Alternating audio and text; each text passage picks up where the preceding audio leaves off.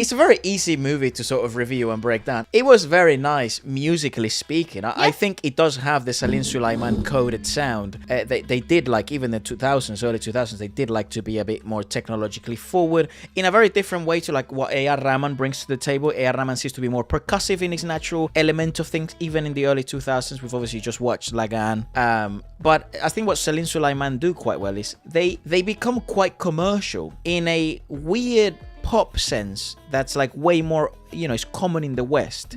But because it's not as common, that sound in India, they really stand out in that way. When then you match it up with fantastic vocalists from India, you can bring modern pop in the Western sense of the word.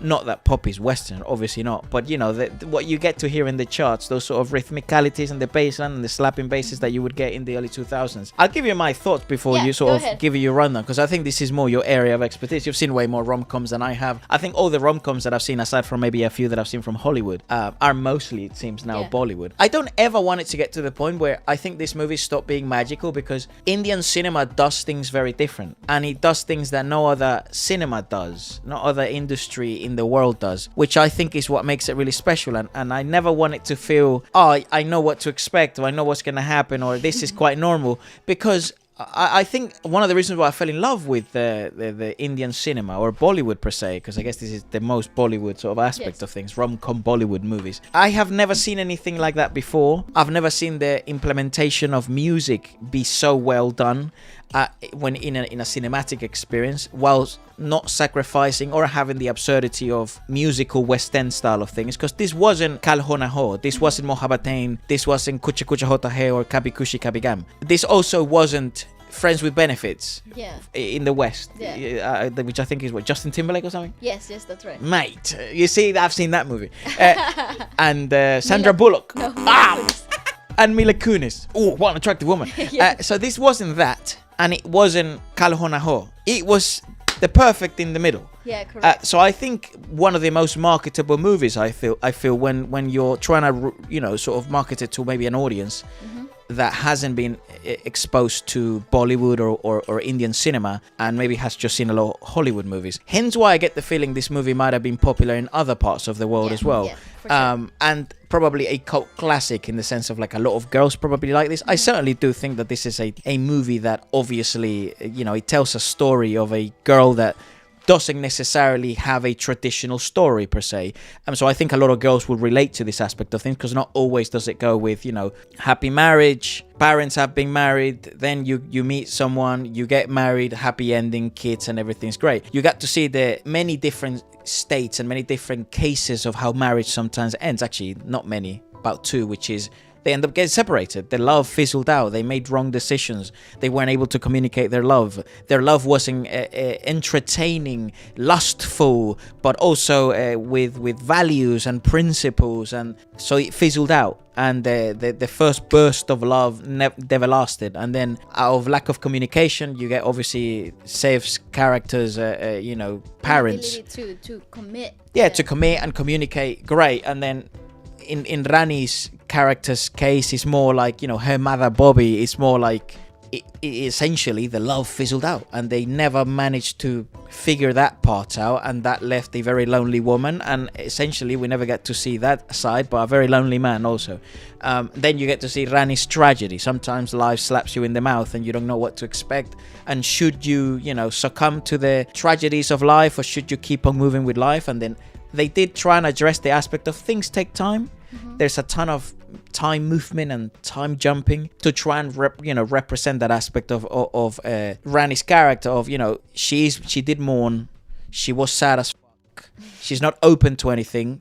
She much rather live in her literature. She much rather live in her fictions and her own life and the business, rather than address the big elephant in the room, which is obviously she has a scorned heart, but she wants to love. In some part of her, really deep inside, she's ready for love, but her mind simply won't let her, because logically speaking, to be willing to love, you must also be willing to you must also be willing to lose, because you become completely vulnerable. You must be willing to cry. You must be willing to be broken once again. And so a lot of times, especially in her case, which was fucking death, it's quite a tall task. So it took a while. That's fine. So I think a lot of people will be able to, a lot of girls especially, will be able to relate to this, because I think the way Rani's character was presented, it was also in the way of like, not everything has to be completely orthodox, and not everything has to be by the book.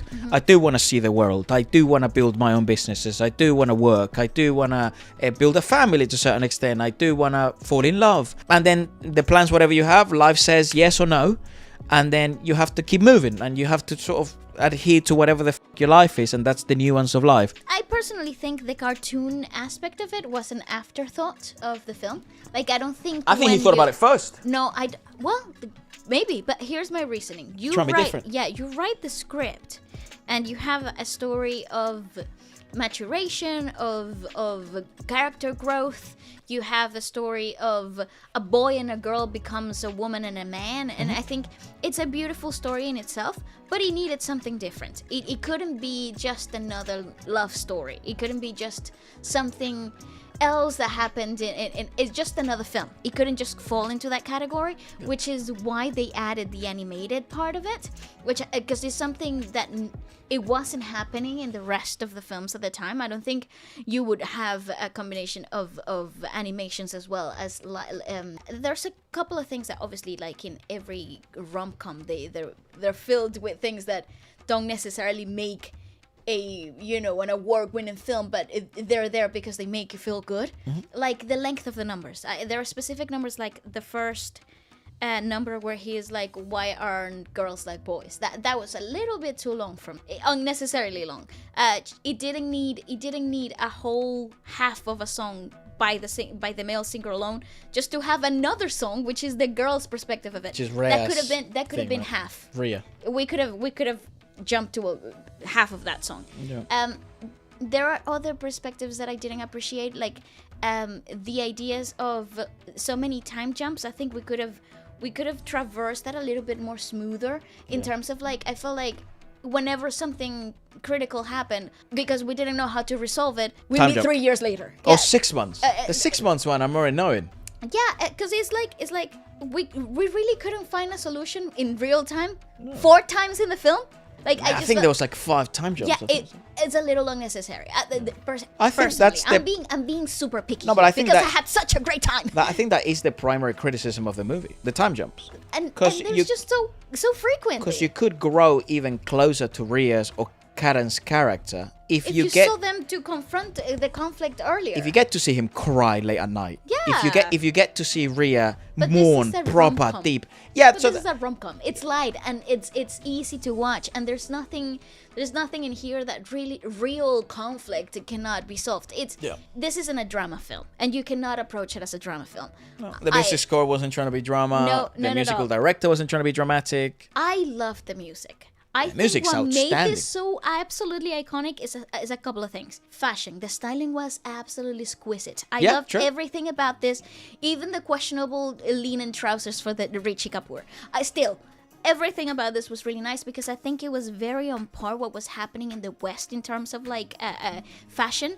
And it's very accurate. And it's very like par on par with the things that I wore at the time. And that are coming back now, ironically enough. It feels very nostalgic, and it was very nice to see. It was really well implemented. It didn't feel gimmicky like it did, for example, in like HUM TUM, in Mohabbatain, for example. It felt a little like Kuch hota hai.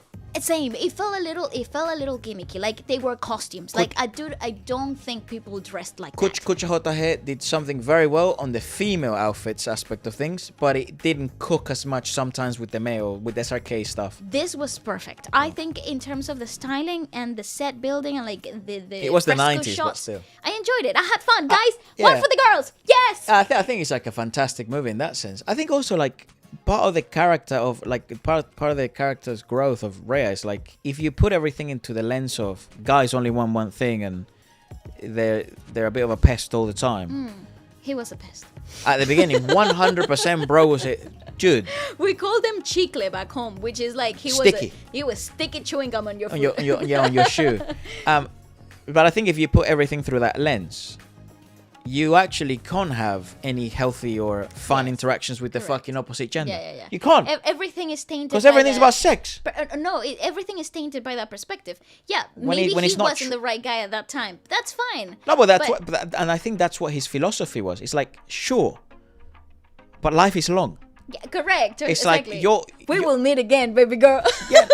I mean, that's kind of creepy. That's stockish. Yeah, but that's kind of creepy. But I meant it more in the sense of you're both growing. You know what I mean? And Rhea, ironically enough, is very mature as well in her perspectives of life. But it's just she lacked the fun. She lacked the shift of perspective. But she doesn't know what she wanted. She was just playing to what everyone else is telling her to do. Yeah. And funnily enough, with Karen's thing, his problem is that bro, he's a dumbass, but he's so honest about it, which is a huge quality. Yes. That's hence why he has an ability to grow. So it's like the dichotomy of both, the synergy that they both had, the chemistry, and I guess it really represented that aspect of what I think the cartoon was trying to do, is the beauty of both energies sort of coming together, the yin and yang of things, which I think was really, really nice. Like I don't know, I haven't seen it in a movie in a really long time be depicted in that way. Well, it still can poke fun at each other, and no one gets too pissed. Yeah, for real. This was really lovely. I had such a great time. Aside from that, let us know what you guys thought about it. If there's anything else you'd like to add, I think. No, I just request more like this. No more beheading. Bahubali! Thank you very much. See you later. Aside from that, goodbye, God guys. bless you all. Bye, have a great time.